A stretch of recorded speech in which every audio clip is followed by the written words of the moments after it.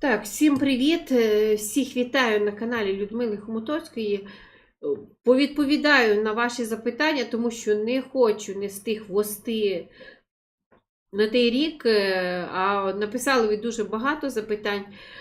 Перше, що хочу сьогодні почати наш ефір, це з тим, що бавовна так гарно працює і вже до Білорусі добралась. І пам'ятаєте, я говорила, здається, пару тижнів назад, коли все-таки вона там буде, і вона там є, це не може не радувати.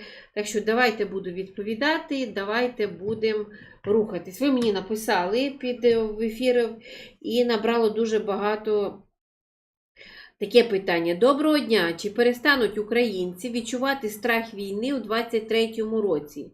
І чи будуть святкувати та відчувати радість перемоги на всіх територіях України? Тут два запитання, я наскільки розумію. Чи перестануть українці відчувати страх війни у 2023 році? По трійці мечів, я наскільки розумію, що напруження залишиться до перемир'я. Тут потрібно дочекатись перемир'я, поки перемир'я не буде, страх буде. Так нам говорить карти Таро. Так що у 23-й ми починаємо з тим, що страх буде. Чи будуть святкувати та відчувати радість перемоги на всіх територіях України? На всіх територіях України. По дев'ятці мечів ні. Хтось буде відчувати радість перемоги, а хтось не буде.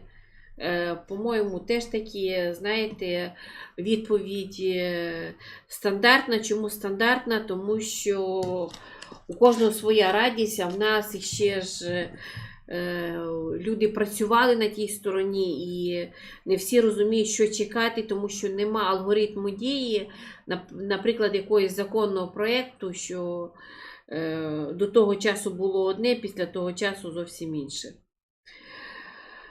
Доброго вечора. Чула, що в серпні буде переворот всередині країни. Що ви знаєте? Дякую. Чи буде в серпні? Я не знаю. Тобто я не чула, що в нас буде переворот.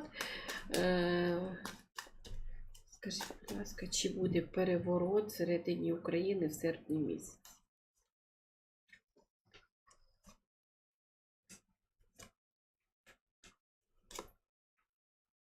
Я не думаю, що в нас буде переворот. Там буде напруження, яке зв'язано з рухом країни до світлого майбутнього. І там буде знов у нас таке розділення, що керуючи країною не зовсім бачать це таким чином, як бачать прості люди. Так що тут буде якась конкретна напруга, але це не про переворот. Чи буде продовжено ще військовий стан навесні?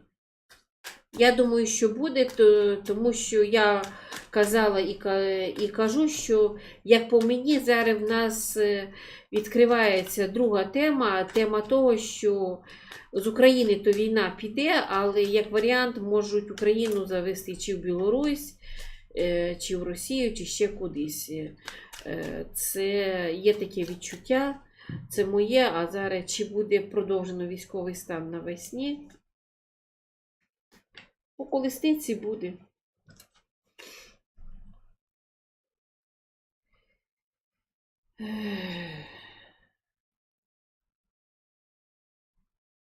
Так, це я відповідала.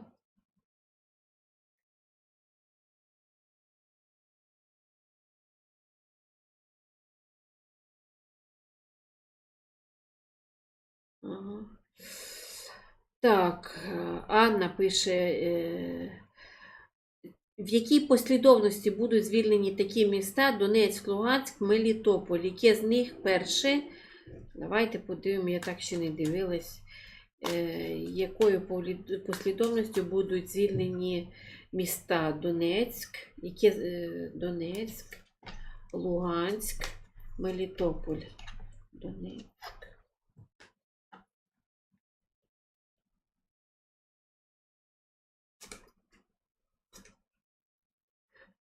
Я думаю, що у нас йде Мелітополь, але він не йде сам по собі, там він ще йде в зв'язки ще з якимось місцем. Так що там Луганськ і Мелітополь, вони майже однаково будуть. Там не можу сказати. Тут все-таки Луганськ йде, може, на якийсь день швидше, але вони там, Мелітополь, ще зв'язки з якимось місцем. Донецьк у нас саме про те, що щось, що звільняється саме останнє, і там по 5 пентаклів, не все там так просто, як би нам хотілося. Так. Посмотрите, Донецкая область, Авдіївка, единственный путь на Орловка, я вам розказувала це.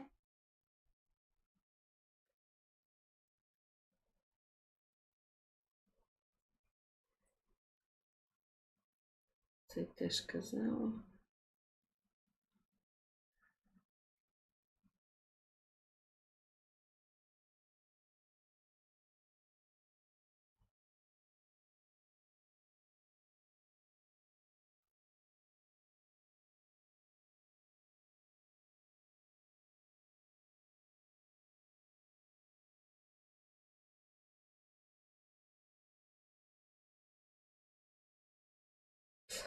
Так, Алла пише, задаю вам 10-й раз те саме питання. Ну, вибачте, все зависить від того, скільки стоїть лайків під запитанням, тоді я відповідаю.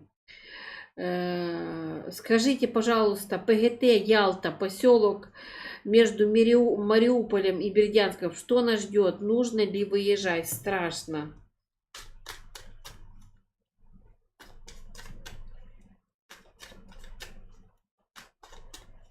ПГТ Ялта, поселок между Мариуполем. Надо ли выезжать? ПГТ Ялта.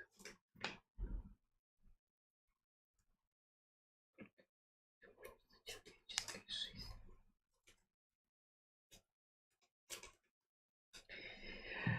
Я думаю, що як там буде наступ, то вам прийдеться виїжджати на якийсь короткий час. Чому? Тому що це небезпечно, але це від слова короткий час.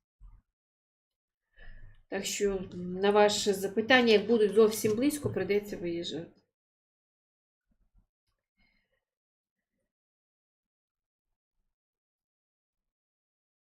Подивіться, будь ласка, чи буде у пересічних українців після відродження економіки дійсно достойний рівень життя, щоб вистачало не лише на комунальні та їжі, а й на відпочинок, хобі, інші потреби.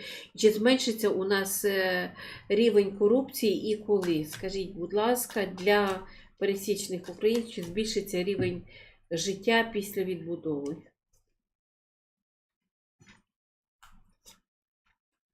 Тут однозначно збільшиться, але тут знаєте, що збільшиться? Разом з рівнем життя тут вимоги до праці. І зараз давайте згадаємо, по скільки годин працюють в найближчому закордонні, тому що в нас тут 10 жезлів говорить, рівень життя тут збільшиться, будете заробляти, але і працювати ви будете більше. Я там так розумію, що там у нас буде щось на кшталт почасовості. Працюєш, скільки годин працюєш, стільки і отримуєш, якщо ми беремо загалом пересічних. На ваше запитання відповідь так, збільшиться. Чи буде вистачати? Буде, але потрібно більше працювати.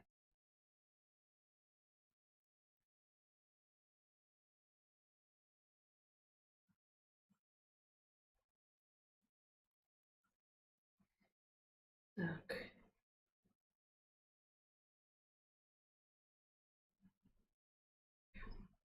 Я знаю много людей, которые были еще до войны в России, а теперь хочется домой.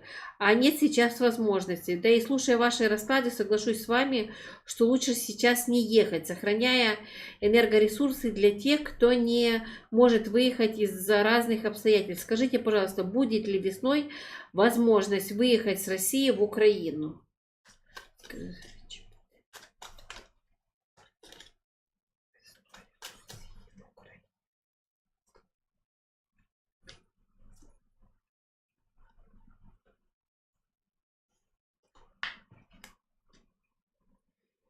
Дивіться, чи буде можливість виїхати з Росії, буде, лиш би у вас були документи в порядку, тому що тут у нас з'являється іерофан, який говорить, що якщо ви росіянин, то не факт, що вас пустять. Якщо ви українець, то взагалі нема ніяких питань, виїжджайте і все у вас якби буде. Так, Людмила пише. Я верю, что победа будет за нами. Я из Краматорска. Волнует судьба города. Каждый день прилеты. Какая послевоенная судьба Краматорска? Восстановление, социальная сфера, рабочие места. Будет ли развиваться, когда можно будет возвращаться? Краматорск. Судьба города после войны.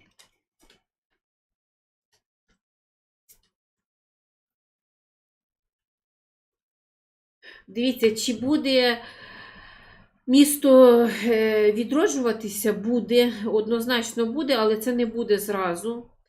В нас тут вилазить якийсь доволі довгий час, тому що якісь будуть роботи, у вас там буде закритий виїзд, чи щось зв'язано з тим, що просто не будуть запускати. Не знаю, що у вас там може бути, але якась конкретна тема, що не зразу його будуть відбудовувати, але його будуть. Чи яка буде соціальна сфера? Та нормально все буде в соціумі. Чи будуть робочі міста, чи буде розвиватися? Розвиватися буде. Отам оцей якийсь засій подолаєте і все повернеться на круги своє, все буде краще, ніж було. Просто там не всі міста зразу, наскільки я розумію. І слідуючи, коли можна буде повертатись Краматорськ.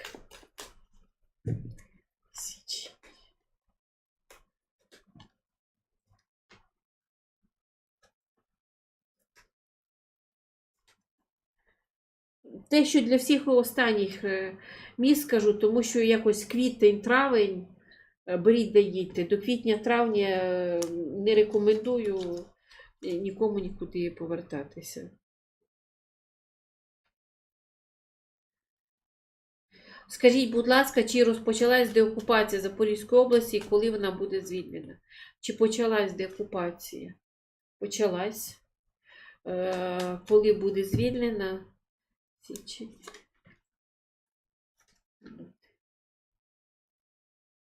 Дуже тяжкий місяць попереду, саме січень, нам дають десятку жезлів, що там буде дуже важко її деокупати, але на лютий у нас карта сонця, коли в нас іде якесь, знаєте, повернення, коли людей дуже багато радості, так що там хороші новини туди.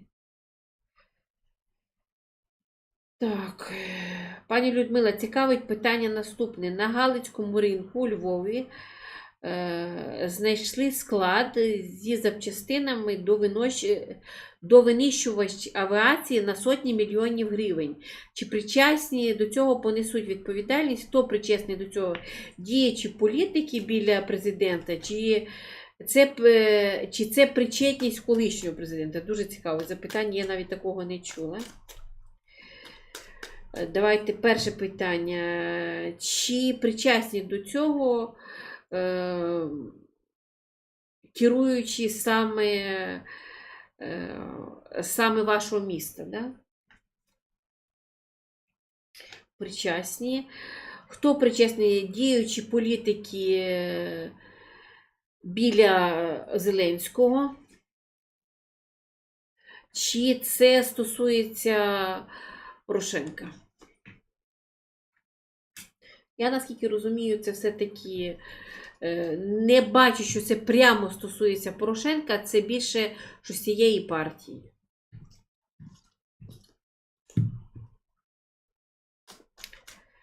Отака історія. Бачите, яке цікаве в нас життя. Не шукай ворогів, їх у нас більше, ніж і росіян.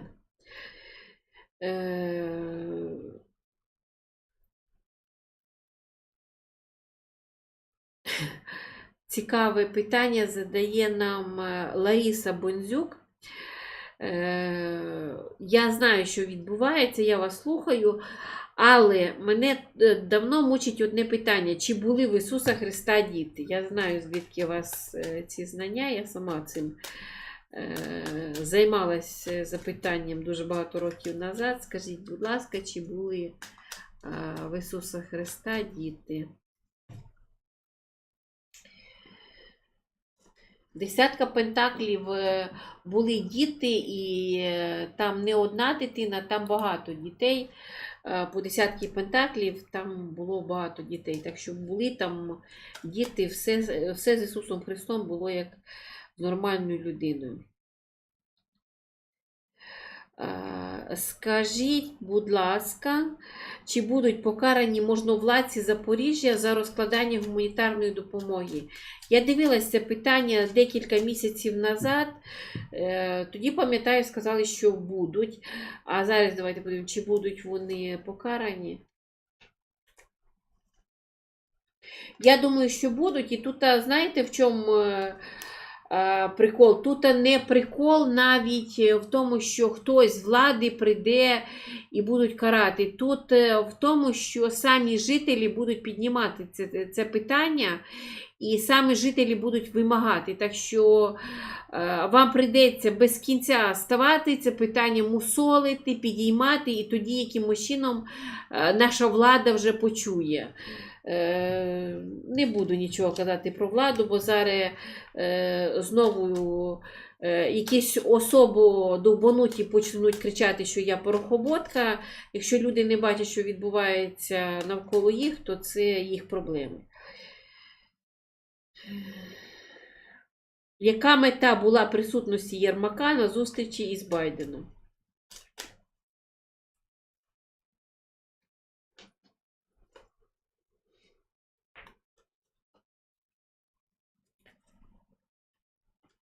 Ну, розумієте, тут він якби один із людей, які стоять, керують цією державою, і він як союзник, як той, хто щось вирішує. Так що тут я не бачу тут ніякої зради на даний момент. Я тут бачу більше як співпрацю.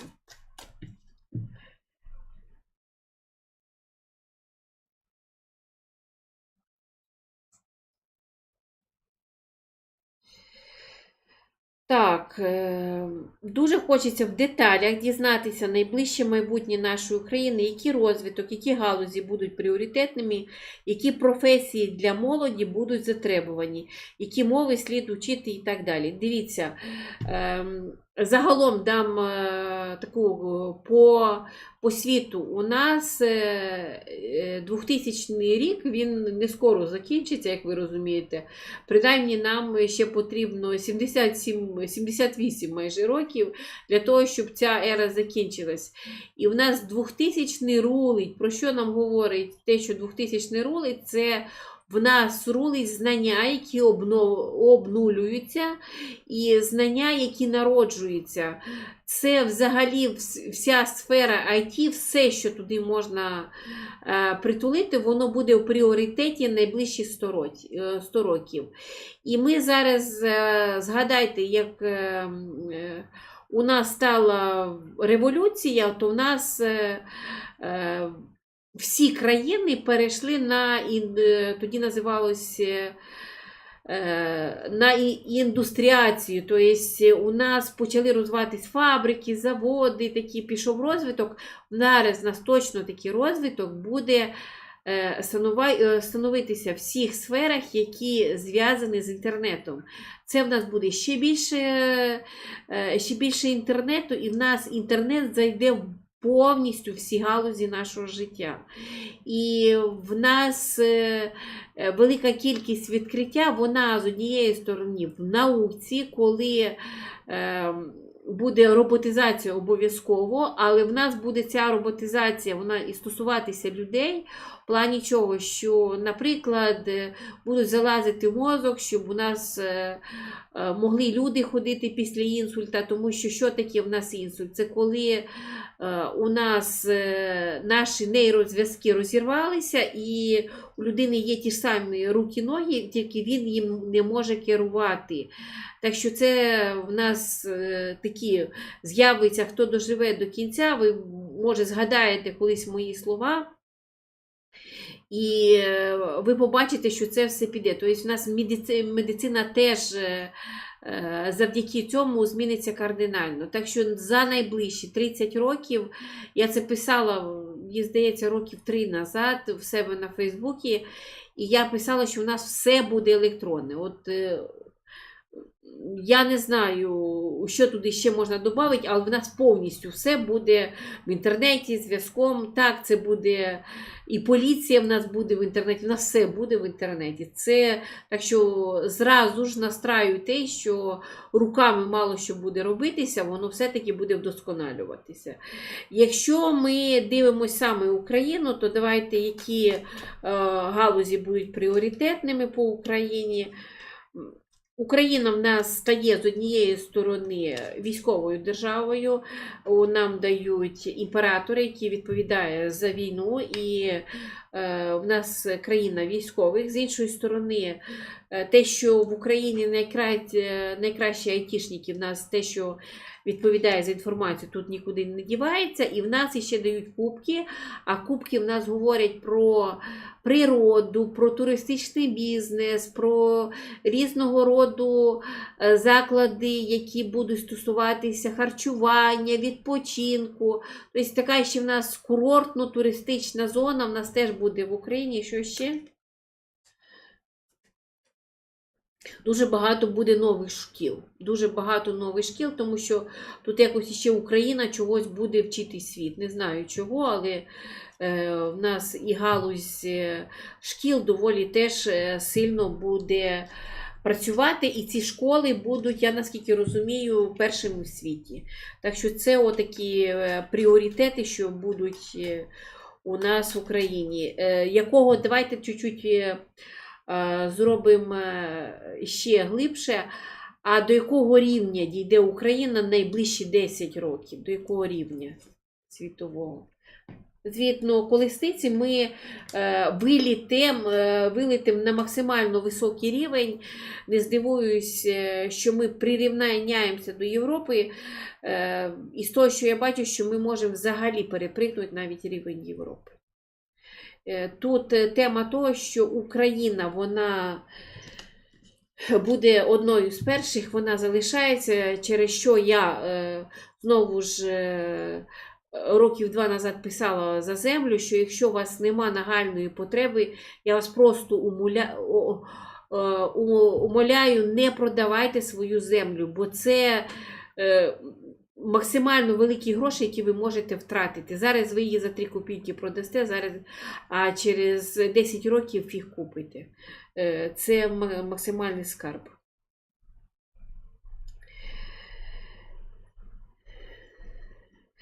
Так, цікавить таке, а які закони приймаються під час війни, про які ми не знаємо, і які їх наслідки?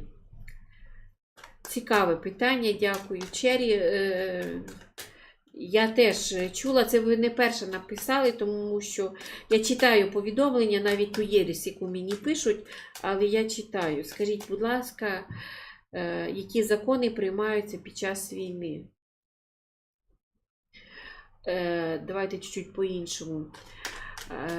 Які скриті закони приймаються під час війни?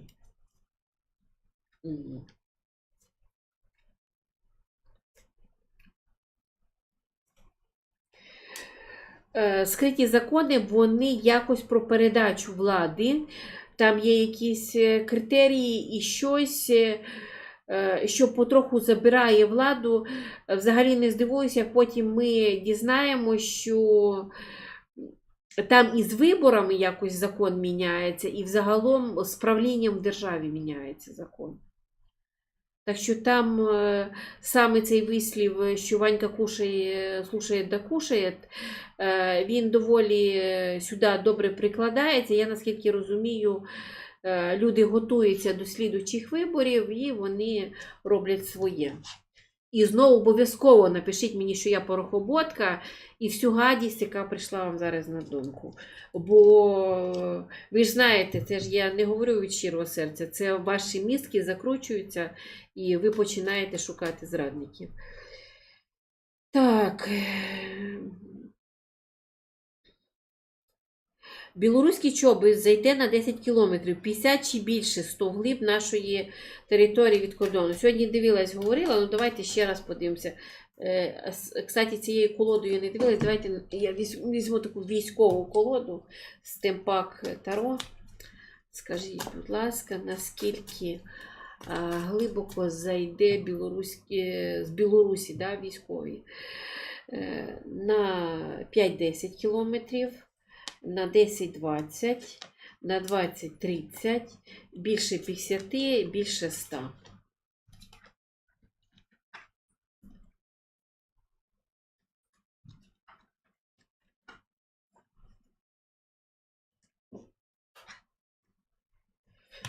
Зразу кажу, що більше 50 вони не переткнуть цей рівень. Більше всього, що у їх оці 5-10, 10-20 кілометрів це якась ватерлінія, а куди далі просто не пустять.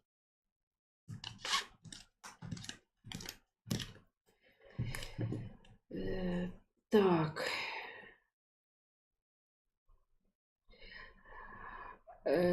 Питання: правда, що Америка пригрозила Лукашенку, що якщо вступить у війну війська НАТО будуть бомбити Білорусь? Правда, що Лукашенко веде тайні переговори з Україною, щоб зберегти собі життя? Давайте подивимось.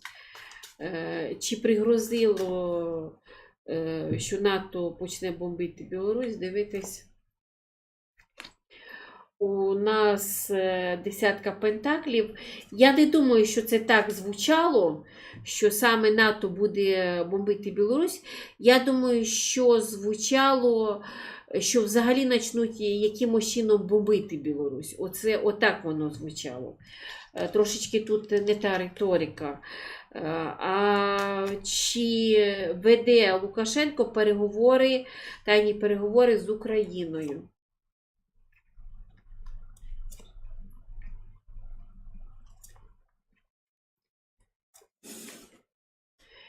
Я думаю, що веде, він не напряму веде. Зразу скажу, що це не напряму, але те, що там переговори йде, це 200%.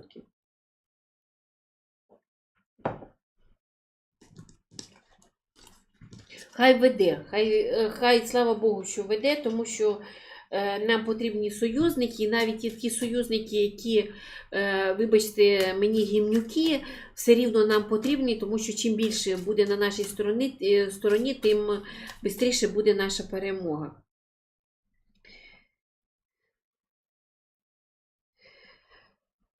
Так.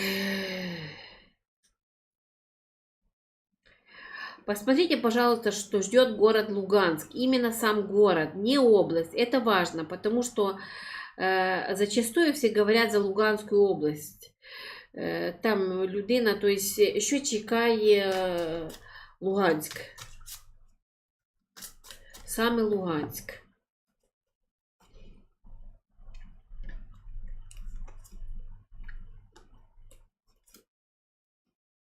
Луганськ, тут хороша новина, що Луганськ дуже скоро повернеться в Україну. Один із перших він повернеться, і це я вже говорю декілька днів підряд. Це показують, нам вже говорять, що з кожним днем все працює. Давайте трошки не так змінимо вектор. А скажіть, будь ласка, наскільки розламають сам Луганськ під час оцих бойових дій? Теж нема в мене таких хороших. Я думаю, що там його покоцають добре. Наскільки взагалі безпечно на зараз залишатися в Луганську?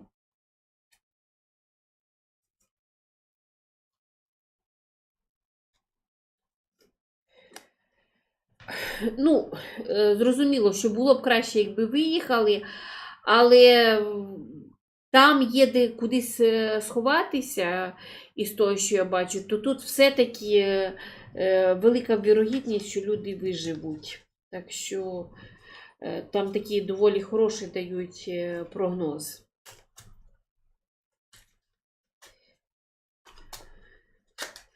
Давайте навіть усугублю, тому що людина пише, що дуже переживає, щоб там не зробили другий Маріуполь. Чи буде в Луганську другий Маріуполь?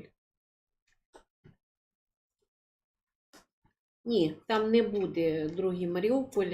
Там нас підзакриває імператриця. І я не думаю, що там буде другий Маріуполь. Ні. Моя відповідь ні. Так, каким образом отвоюет Луганск? Это будет договоренности или военным путем? Это будет договоренности или военным путем.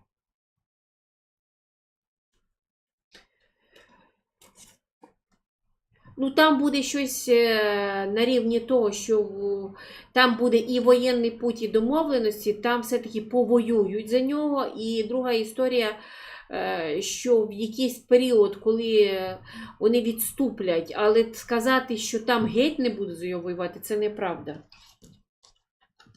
Так що за нього будуть воювати, для початку будуть. Так, чи зміниться судова система в Україні? Коли і як? Бо при нинішній системі закони діють тільки для бідних людей, інші вирішують це хабарем. І якщо так буде далі, не буде покращення життя в Україні. Повністю з вами згодна. Це така ручна система для нашої влади. Так, чи зміниться судова система в Україні?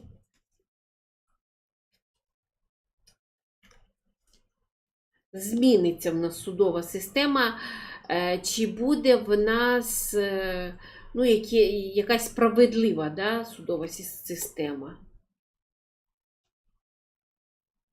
Я думаю, що вона буде справедлива. Інша історія, знову ж мені показують взагалі якась максимально влізуть в ту судову систему, там буде щось на кшталт того, що вона буде максимально відкрита. Це, напевно, про те, що все буде записуватись, якась максимальна відкриття. І якщо комусь не подобається, то це можна буде подивитися. Ну, це, я розумію, що це якась країна майбутнього, але це можна буде подивитися, мало того, що по бумагам, да, це все буде викладатися. Може, це не для всіх, але якось воно викладається в інтернет, і це все можна буде продивитись, тобто доказовувати. Там якось зовсім по-іншому судова система працює, так що вона буде працювати.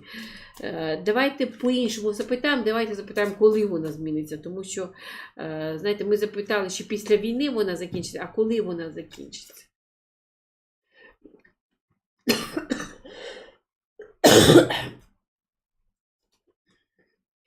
Ну, зразу кажу, що оця система, вона буде змінюватися доволі довго, тому що 7 пентаклів говорять, що потрібно чекати тут принаймні декілька років, тому що ще це все і десяткою мечів підтягується. Тобто для початку повинна впасти, умерти стара система, потім та відновиться. На жаль, це не зараз. Це пізніше, але обіцяю, що зміниться. Інна питає за Луцьк і за Волинь. Я говорила, що Волинь у нас під напругою і як мінімум диверсійні групи там повинні бути. Я це дивилась вже, знаєте, дуже багато. Ви ж не забувайте, що я в Житомирській області, у мене до Волині тут ногами можна добігти за один день.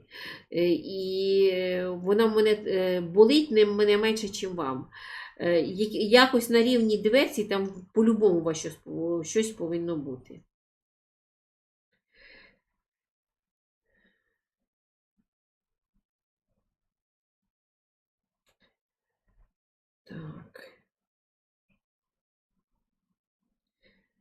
Так, Іван пише. Подивіться, будь ласка, Добропілля Донецької області, чого нам чекати, буде окупація і чи слід виїжджати? Добропілля. Чи буде Добропілля окупація?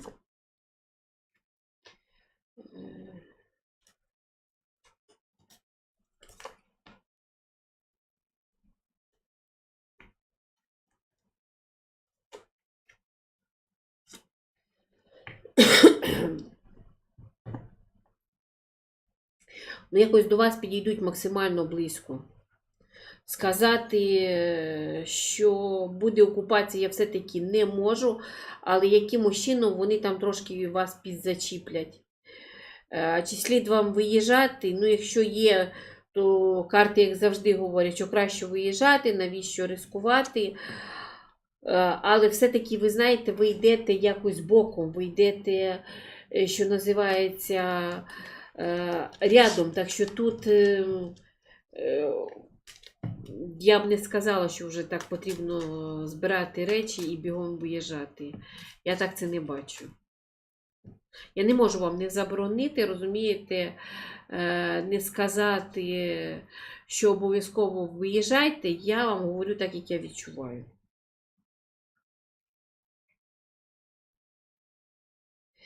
Так, Людмила пише, подивіться, будь ласка, що чекає на Київ на наступні 5 років. Як він зміниться і чи зміниться взагалі, надіюсь, на достатню кількість лайків до мого запитання.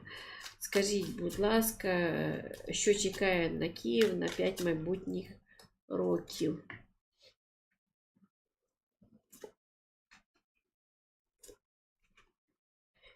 Як він зміниться?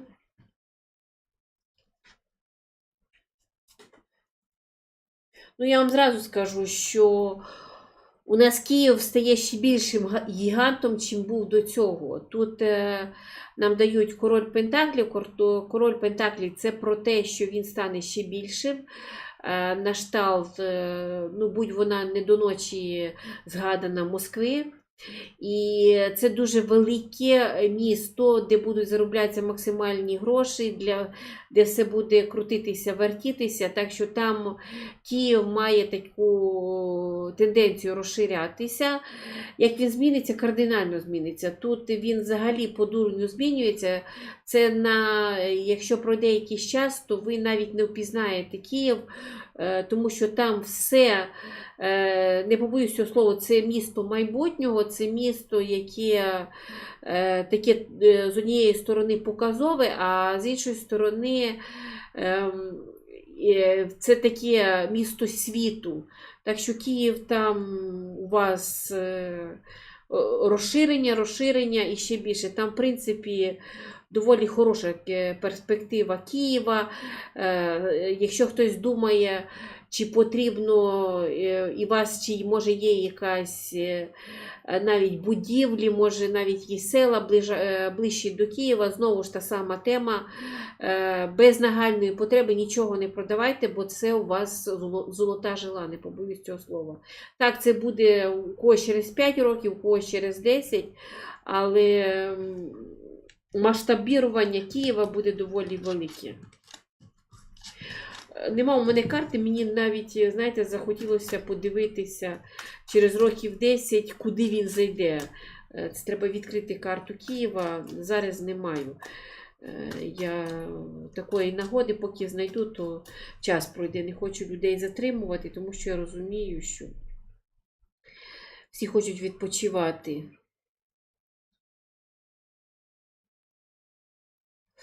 Як буде розвиватися ситуація з енергетикою далі в січні-лютому? Чи буде погіршуватись, чи плюс-мінус, як зараз? Так, січень-лютий з енергетикою буде погіршуватись, чи плюс-мінус, так, як зараз? Ні, плюс-мінус, так, як зараз. В нас взагалі ще включається Єрофант. Є така тенденція покращення за допомогою якихось малих форм. Бачите, тут такі дітки сидять. Я так розумію, що це чи ці міні-генератори, чи може якийсь акумулятор, не знаю, що там можуть. Оці великі наші схеми будуть замінюватись на якісь малі. Може, це буде на один під'їзд, на один будинок. Так що там буде, в принципі, норм. Там все нормально. Так, про Білорусь я вже казала.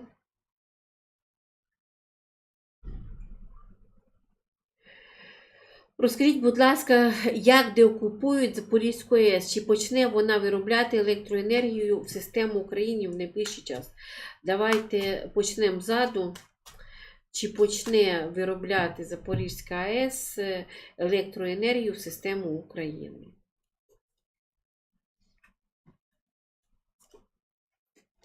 Ну, дивіться, згідно повішеного, що навіть якщо завтра її деокупують, вона не буде виробляти електроенергію, тому що там щось якусь таку фігню зробили, що воно потребує якогось великого ремонту, і принаймні там потрібно 3 місяці, щоб це все настроїти. Так що, чи буде, буде, але потрібен час. Давайте подивимось, як деокупують. Як деокупують саме Запорізьку.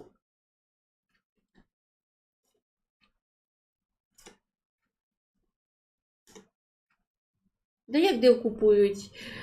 Це у нас дипломатична робота, коли будуть різного роду домовленості. Це за допомогою саме домовленості, коли Росія пообіцяє щось інше, але там буде якась зачистка. Зачистка там все-таки буде, але все-таки деокупують через домовленість.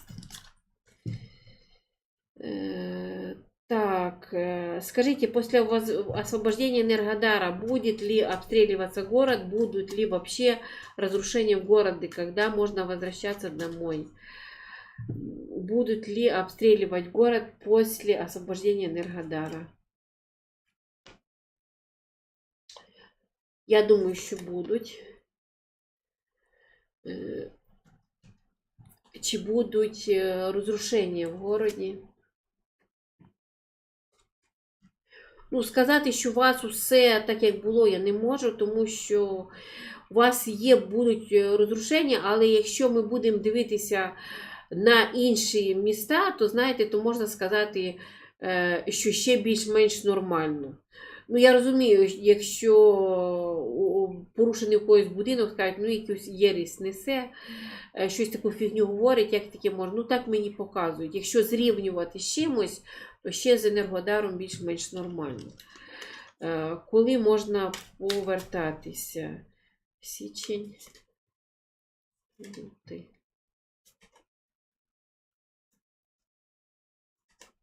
Не знаю, що в нас там відбудеться, але у квітень-травень у нас йде по поверненню. Тому що якщо у нас в січні, там якби максимальна напруга, не треба повертатися, але там починається по січню уже ситуація хитатися, мінятися, уже в січні буде мінятися.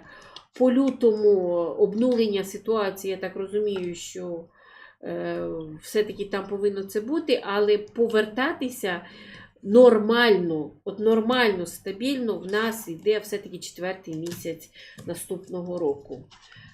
Хочете, слухайте, хочете, не слухайте, те, що показую, те, що те й вам говорю.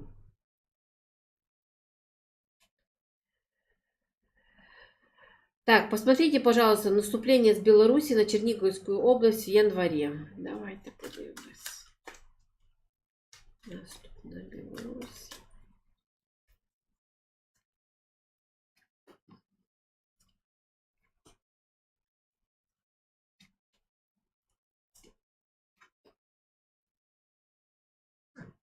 Я не думаю, що це буде саме в январі, але, знаєте, підготовка там точно якась іде. У нас тут є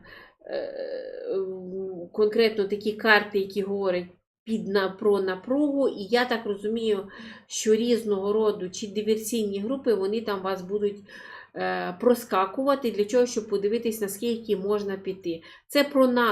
Це не про те, що буде наступ, але якісь там будуть все-таки старатися щось там зробити у вас. Активність якась там буде. Не думаю, що там буде все-таки наступ, але активність у нас є по Чернігівській області.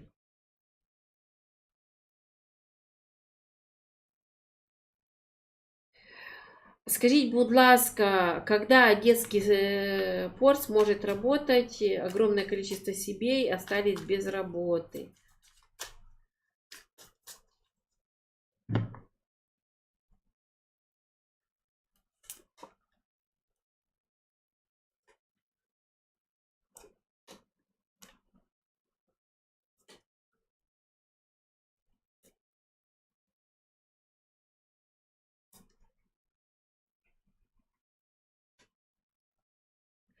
Ви знаєте, що тут з березня щось там міняється. Це не про те, що, наприклад, в березні всі почали працювати, тут не про те, але якось він починає працювати. В повну силу він починає працювати ближче до літа. Але в березні він якось починає працювати. Не знаю, що там зміниться, але починається там якась робота.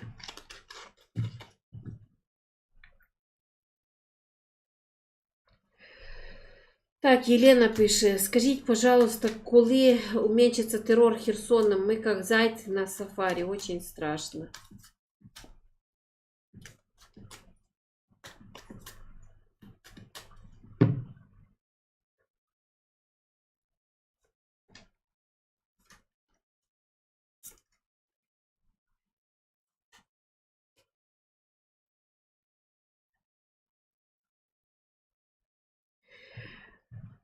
Тільки підтверджую ту інформацію, що бачила, на жаль, ще січень ні. Кардинально система зміниться на другому місяці. Там чи відженуть від вас, але якимось чином ви станете більш захищені. Ще цей місяць доволі тяжкий.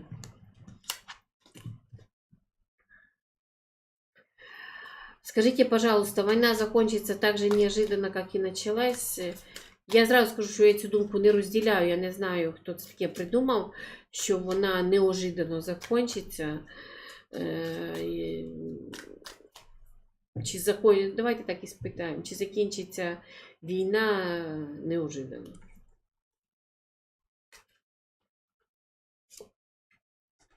Це не про неожиданно. Тут у нас дама Пентаклів, яка говориться, що буде робитися якась робота, яку ми не будемо знати. Тобто це така дипломатична робота, яка там довга, нудна, затягнута, так що тут не про неожиданно. І навіть якщо там будуть якісь домовленості, то до підписання принаймні там саме мало буде 3 місяці. Так що тут не про неожиданно. Я не знаю, як там люди побачили, але...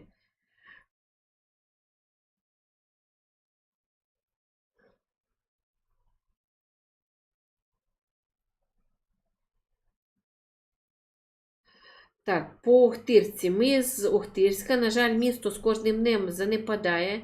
Міська рада нічого не робить для блага народу. Мер, ви, мабуть, бачили по новинах, осоромився на всю Україну своїм неважливим, байдужим ставленням до міста. Люди на межі зріву. Гуманітарка десь пропадає, в місті нічого не прибирається. Ми найперші, хто зазнали навали російської орди, вже скоро рік, а завали на місці. Зате собі мер премії 200% зробив. Ви уявляєте? Хочу запитати, чи поплатиться мер за свої діяння та бездіяння, чи буде наступний мер хазяїн міста. Ну, зразу вам скажу, це в мене Тетяна. Мер – це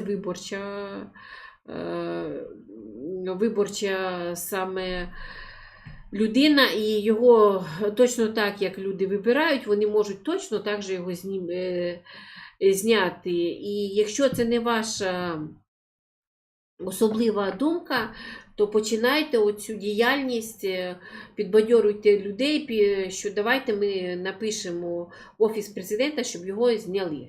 Це потрібно брати владу в свої руки, а не бути в дитячій позиції, чекати, знаєте, такого царя, який прийде і обов'язково все поробить.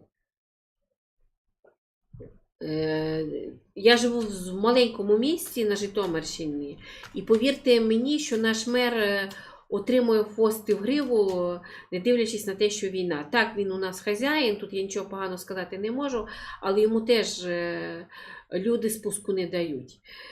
Так що тут трошечки, знаєте, трошечки ваша така позиція до його. Давайте попитаємо, чи поплатиться мер за свої діяння та бездіяння. Чи поплатиться?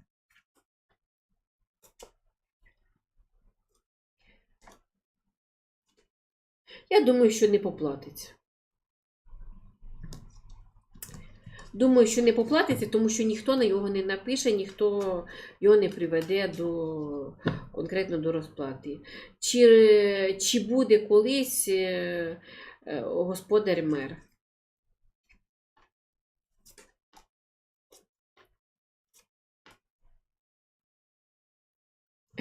І бачите, Таро в нас сьогодні сміється, і воно каже, якого виберете, такий буде.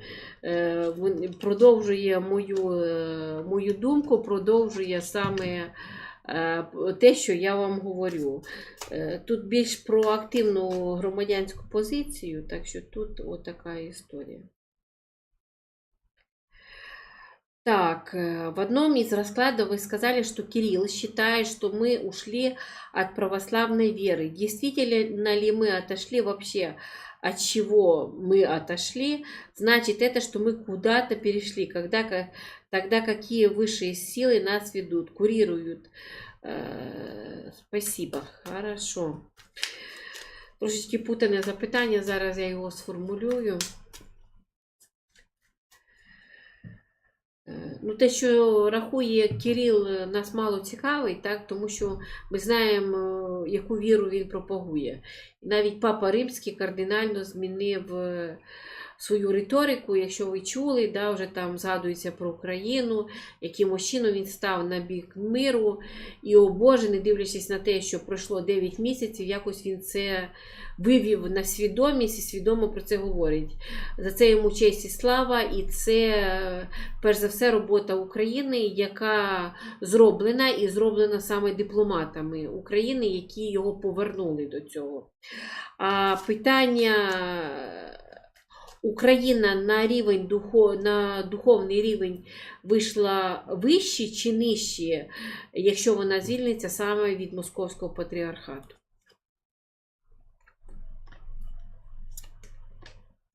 Ага. У нас дають двійку пентаклей. Двійка пентаклей каже, що це ще не закінчилось.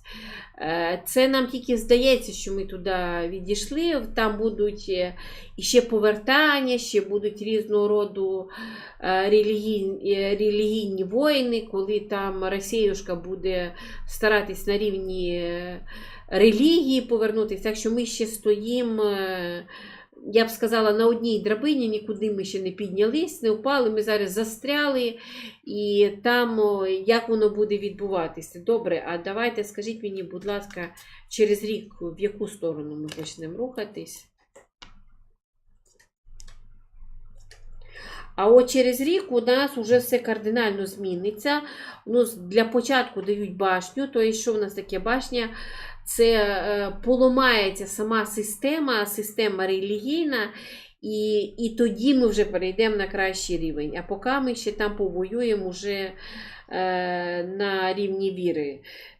Так що там підемо на якийсь рівень розвитку людей, на рівень кубків, коли люди більш свідомі, більш освічені, і вони до цього дивляться з відкритими очами, а не на рівні, що батюшка там сказав, це істина в останній інстанції. Так що через рік так перейдемо.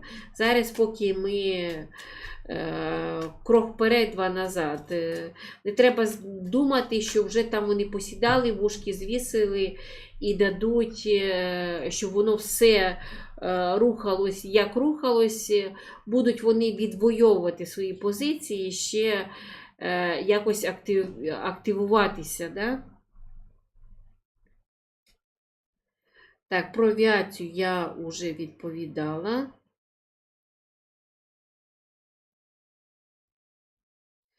Так, давайте я закінчу це запитання, бо я трошки прихворіла і навіть практики в своїх групах відмінила. І, чесно, трошки втомилась уже. Так, возможны ли отношения между Украиной и Россией после войны? Как это будет выглядеть? Будет ли какое-то либо сообщение между странами? Давайте задамо, які взагалі будуть відносини між Росією і Україною найближчі 2 роки. Давайте найближчі 2 роки.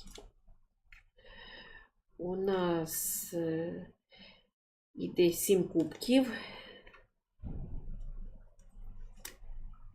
Жриця і колесо фортуни.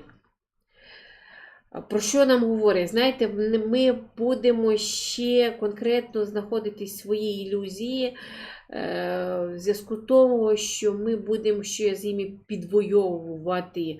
Але не дивлячись на оцю війну, яка є в кожного українця всередині, коли ми це все бачимо, в нас буде поступово змінюватись відношення, в яку сторону воно буде змінюватись. Не скажу, що зразу в хорошу сторону, скажу більше, не скоро ми почнемо на тому рівні, на якому ми були. Вони для нас залишаться на якийсь період ворогами. І потрібен час, щоб якось це вляглося в людях. Які будуть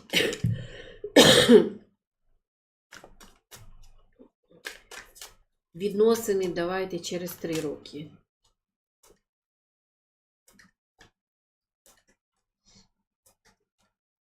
Ну, не бачу ще я якогось єднання, не бачу ще я дружності. Воно якось через 4 роки вже будуть якісь, може, навіть дипломатичні відносини. Оце таке буде, але такий, знаєте, холодок все ще є. Так що тут нам ще й 7 мечів говорять, це поговорить, що ми ще зброю не заховали, ще нам ятрить рани, ще нам максимально боляче, так що ще для нас війна не закінчилась. Це недовго, це недовго. Тут вбита велика кількість мирних людей, в кожній майже сім'ї вбиті воїни на війні. Це, на жаль, це дуже надовго. Це надовго, це і тим більше, якщо ми згадаємо взагалі історію України і Росії, то дуже довго Росія вбиває саме українців. І в 33-му році там був один із того, що нас там майже вирізали. Так, ми відродилися, але бачите, все рівно ці падлюки прийшли на нашу землю, все рівно вони хочуть цієї землі. Так що давайте їм дамо її наїстися і залишитися на цій землі назавжди. Така політика, і від цієї політики всі люди страждають. Отаке на сьогодні інтерв'ю. Я бачу, що я запустила роботу, так що я і завтра вийду відповідати на ваші запитання. Пишіть, виберу, які будуть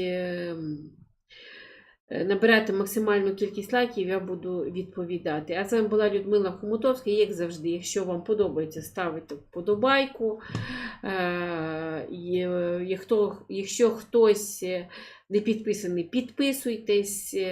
Наскільки зможу, настільки допоможу. Сьогодні ще я подивлюсь Росію на 23-й рік, починаю все-таки, зараз чуть-чуть відпочину, і починаю дивитися розвиток на 23-й рік, тому що енергії трошки підсіли, вже можна заходити на годові розклади. Так що, якщо щось цікаво, повертайтесь, дивіться ще це. Всім па-па!